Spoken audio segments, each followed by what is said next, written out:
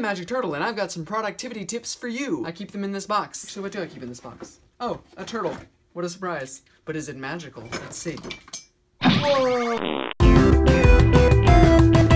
Welcome to The Red Show, the show where I talk about YouTube news and controversies surrounding popular YouTubers, except I do exactly not that. So I made a video a long time ago with tips on how to be creative, and you can find similar ones all over the sites, and they may be helpful to you. However, I've picked up some creative habits over the years, and they might sound counterintuitive at first, but hear me out, for I have found them to help me greatly in my quest to avenge my father's death at the hands of Lord Darkfang. I mean, in my efforts to be productive. So without further ado, I present to you a weird little alien guy with big nipples, and additionally, 4 creative tips that defy logic, or like that sound weird when you first hear them. They don't make sense, but then they will when you listen. Just watch the video.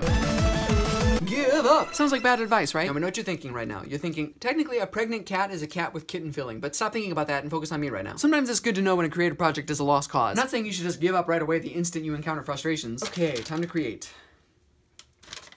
My arm feels weird. I quit. But I can't tell you how many hours of my life I would have wasted if I had committed to like certain novels all the way to the end. If you want to hear about some of those terrible novels that I wisely abandoned, click this video. And here are some paintings that I was smart to give up on because it wasn't worth the time to finish it just to say, yes, it's done. But the compulsion to give up might just be self-doubt, obviously, and you need to be able to distinguish between self-doubt and the confidence in saying, no, I can actually do better than this. My skill level is higher than this. I'm gonna give up and do something new.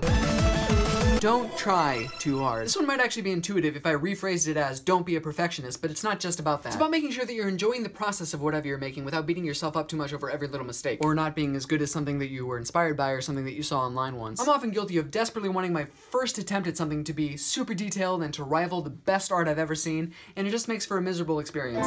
No, it still doesn't sound like Bohemian Rhapsody, God. Do what feels right, do what feels fun, and only challenge yourself to the degree that maintains your sanity. Use distraction. Was that the alien guy? I know a lot of writers who forcibly lock themselves away from the internet to get work done, or like install apps that like start deleting your words if you don't write fast enough.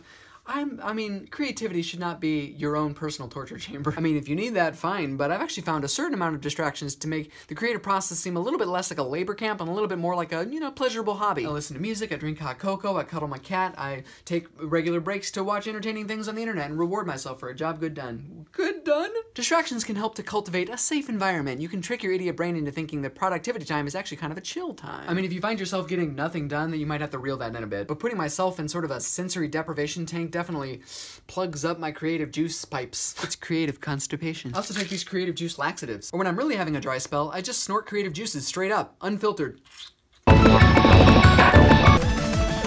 Don't try something new. If you found a type of project that you're really good at and you really enjoy, stick to it. Maybe that's your thing. You can be the go-to guy who does that thing, and everyone will think you have a job good done. I feel like somebody out there was the guy who made blown glass turtles. That was his thing. And everybody went, his name was Rob probably, and they're like, Rob, I already forgot his name. I came up with it like 5 seconds ago and I already was like, what was it? If you're like me and you're always trying out new ventures and branching out to some new thing, you spread yourself too thin. It's like when you were a kid and you're watching your mom spread peanut butter on the bread and you're like, Mom, that's too thin. I can see the bread poking through. I need globs. Then you end up like me, a master of nothing. Well, that's not true. I am a master of one thing.